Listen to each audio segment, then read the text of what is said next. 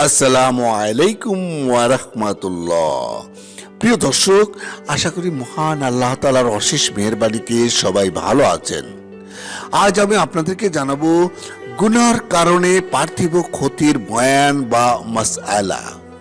বিসমিল্লাহির রহমানির রহিম। ইলম বা জ্ঞান অর্জন থেকে বঞ্চিত হলে আয় রুজি কমে যায়। আল্লাহর স্মরণ থেকে দূরে সরে গেলে মানুষের স্মরণ থেকেও দূর হয়ে যায়।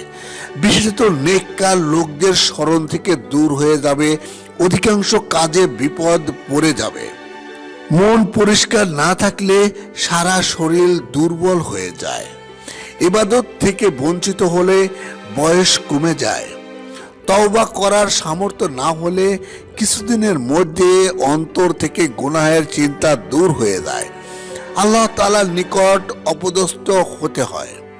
কোনো প্রাণী তার ক্ষতি করার কারণে তাকে অভিশপ্ত করলে তার জ্ঞান বুদ্ধি কমে যায়। কারো উপর রাসূল পাক সাল্লাল্লাহু আলাইহি ওয়াসাল্লামের অভিশপ্ত হলে ফেরেশতাদের দোয়া থেকে বঞ্চিত হবে। ফসলের উৎপাদন কমে যাবে। লজ্জা শরম উঠে গেলে আল্লাহর মাহাত্ম্য তার অন্তর থেকে উঠে যাবে। আল্লাহর নিয়ামত উঠে যাবে। বিভিন্ন প্রকারের বালা মুসিবতে তাকে ঘিরে ধরবে। তার উপর শয়তান নিয়োজিত হবে। তার অন্তর অস্থির থাকবে। মৃত্যুকালে তার মুখ থেকে কালিমা শরীফ বের হবে না। আল্লাহর রহমত থেকে নিরাশ হওয়ার কারণে মানুষ বিনা তওবায় মৃত্যুবরণ করবে। প্রিয় দর্শক, আশা করি সবাই বুঝতে পেরেছেন কি কি গুনাহের কারণে কি ধরনের ক্ষতি হতে পারে।